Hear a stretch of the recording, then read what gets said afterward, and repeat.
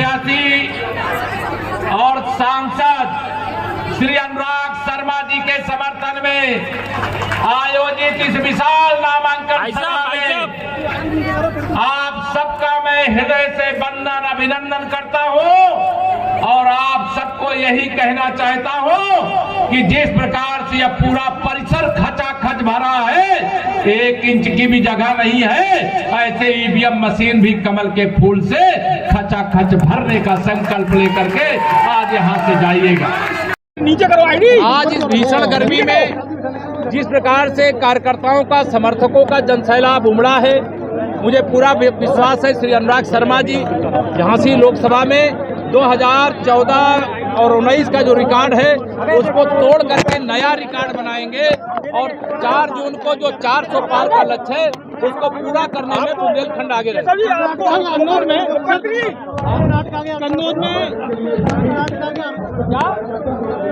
कर्नाटक में Congress party OBC का आरक्षण छीन करके मुसलमानों को देना चाहती है। कांग्रेस नहीं रह गई, वो मुस्लिम लीग बन चुकी है। वो ओबीसी के आरक्षण पर डाका डालना चाहती है और ये डाका नहीं डाले। राहुल और प्रियंका डिसाइड नहीं कर पा रहा है वो कहां से लड़े। यूपी से चुनाव लड़ रहे हैं। समस्या है, हमारी समस्या नहीं है। 80 की 80 सीटें मना कर दिया। आज अगर वो मना कर रहे हैं तो भाजपा की लहर इतनी करारी है, इसका ये संदेश है। उनको डर लग रहा है कि यूपी से जीत नहीं पाएंगे। आज रामगोपाल यादव ने कहा है, रामगोपाल यादव ने कोविशील्ड पे सवाल उठाए, कहा है कि ये वैक्सीन से लोगों को हार्ट ब्लॉकेज और मौतें हो रही है। इसकी जिम्मेदार भारतीय जनता पार्टी है, कांग्रेस घराना हो। इन्होंने कोरोना के टीका को मोदी का टीका, भाजपा का टीका कहा था। जनता ने कमल का टीका लगा करके उनका इलाज कर दिया।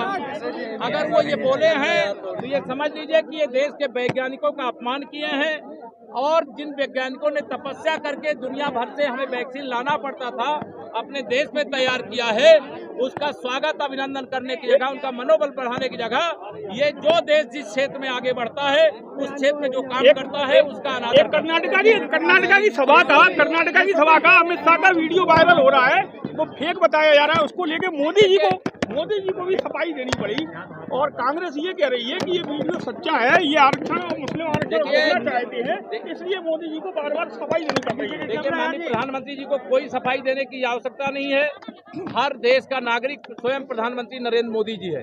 वो एक गरीब माँ बाप के बेटे, एक चाय बेचने वाले के बेटे हैं। उन्होंने देश की सेवा की है। वो पिछड़े वर्ग से आते हैं। कांग्रेस या सपा बसपा उनको बर्दाश्त नहीं कर पाती है, उनके प्रति अपशब्दों का प्रयोग करती है, गाली गलौज का प्रयोग करती है। लेकिन उनकी गाली का जवाब मैं लोगों से अपील करता हूँ, गाली से मत देना, कमल का बटन दबा करके मोदी जी को तीसरी बार पीएम बना।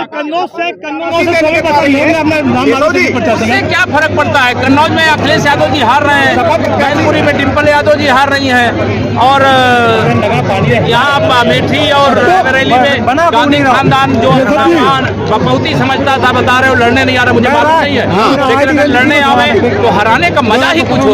अच्छा, कर्नाटक मैं डबल प्रणाम करता हूं क्योंकि यहाँ गेदा सुविधा से लोग बैठे हैं, लेकिन आप चिलचिलाती धूप में जिस प्रकार से डट करके यह बता दिया कि 2024 का लोकसभा चुनाव 2014 और 2019 से भी बड़ा चुनाव है और 2014 में तो मोदी जी की लहर थी, 2019 में मोदी जी की आंधी थी, लेकिन 2024 में तो मोदी जी का तूफान चल रहा है, कमल के फूल की सुनामी चल रही है और वह मुझे स्पष्ट दिखाई दे रहा है काशी से लेकर के झांसी तक और गाजियाबाद से लेकर के गाजीपुर तक चारों तरफ कमल का फूल खिल रहा है, कमल का फूल खिल रहा है।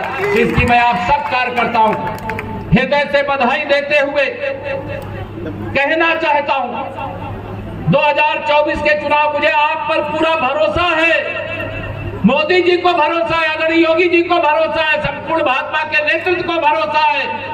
झांसी में 2014 में आपने आदरणीय दीदी उमा भारती जी को जिताया, 2019 में सपा बसपा के गठबंधन के बाद भी श्री अनुराग शर्मा जी को जिताया, 2024 में तीसरी बार मोदी सरकार बनाने के लिए फिर आप अनुराग जी को यहां से भारी वोटों से विजयी बना करके भेजने का काम करेंगे।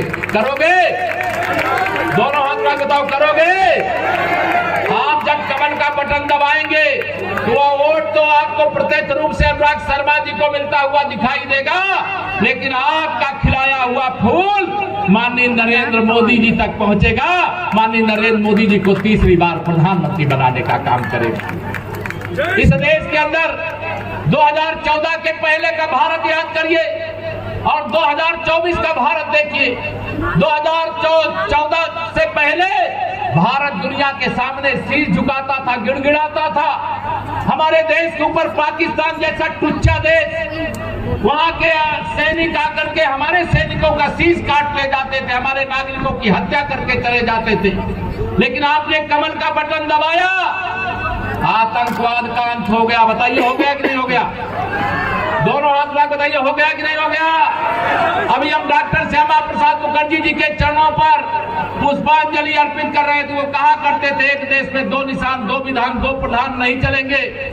और आज लाल चौक पर तिरंगा फहराने के लिए बंदूक के साए की जरूरत नहीं पड़ती। जम्मू कश्मीर के हर घर में तिरंगा फहरा रहा है। 4 जून को 400 पार करिए मेरे मित्रों, 4 जून को 400 पार करिए।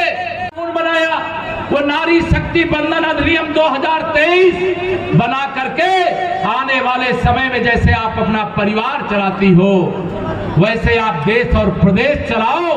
100 में से 33 महिलाओं के लिए लोकसभा और विधानसभा, विधान परिषद और राज्यसभा की सीटें आरक्षित करने का काम मोदी जी ने किया।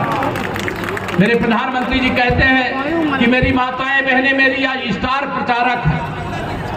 हो कि नहीं स्टार प्रचारक? मोदी जी जो कहते सही है कि नहीं सही है? मैं आप सब लोगों से आज यहां पर कहना चाहता हूं, मोदी जी को आप पर बहुत भरोसा है और आप सबको मोदी जी पर बहुत भरोसा है। ये सारे विरोधी दल जो भ्रष्टाचार के दलदल में डूबे हुए हैं, ये सारे मिल करके चाहते हैं कि हम मोदी जी को पीएम नहीं बनने देंगे तीसरी बार। यही बात दूसरी बार भी सोचे थे।